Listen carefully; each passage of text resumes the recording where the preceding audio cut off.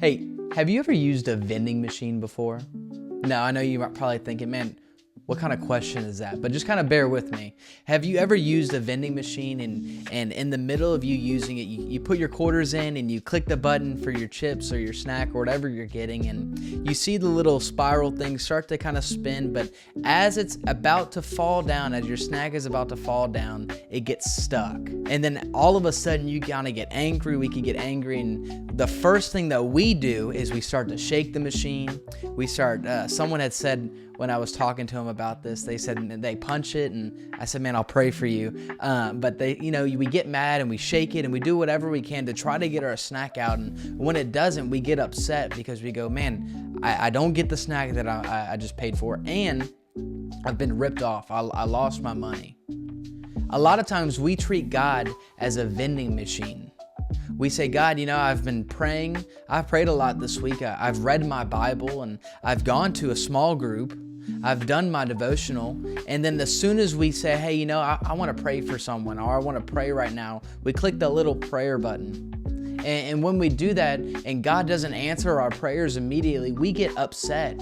We get upset with God. And I want to tell you something today. If you have that kind of faith, that is called transactional faith. What transactional faith is that if we believe, if we do our part, if we do what we have to do, then God is obligated to do His. And I want to encourage you today, that is not how God works.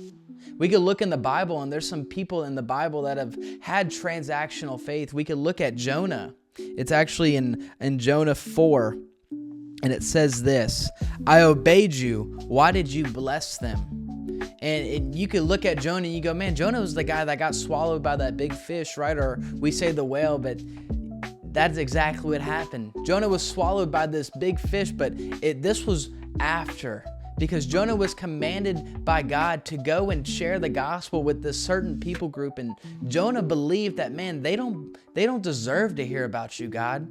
And so what Jonah did was that he ran the other way.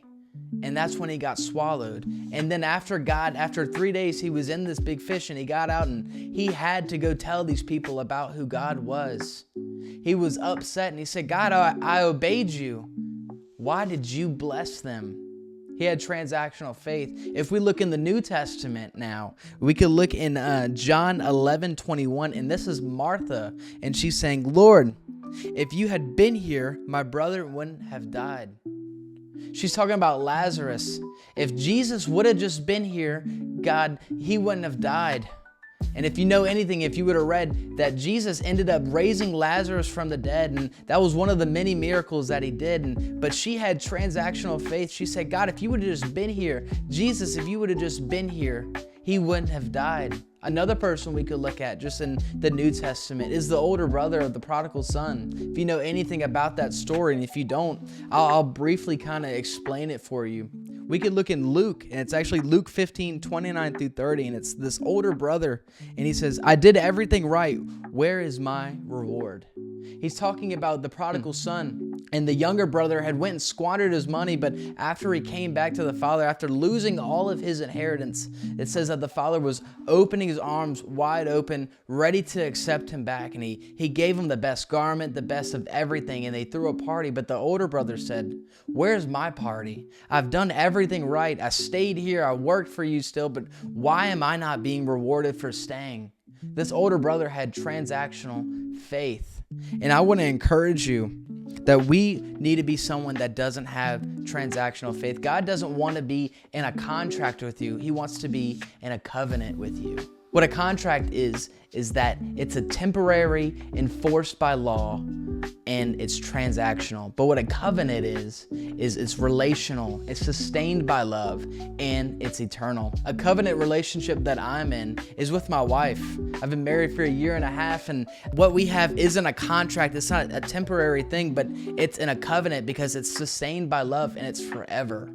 And it's always going to be relational. And so I'm in a covenant relationship with my wife, but I'm also in a covenant relationship with Jesus because it's relational and it's sustained by love and it's eternal. And God's saying, man, I want you to be in a covenant relationship with me.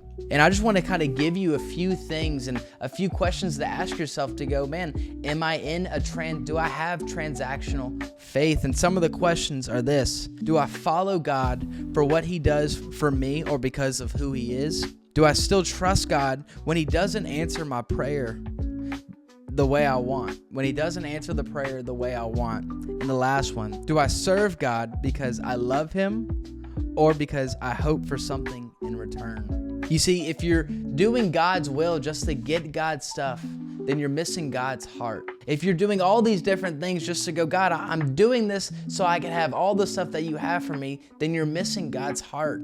But all God is saying is, man, just be in a covenant relationship with me. Obey what I'm saying, and it positions you to be in a place where God is saying, hey, I could give you blessings. All you have to do is step into this with me. And so I want to encourage you that God is not a tool we use. He is a king we worship.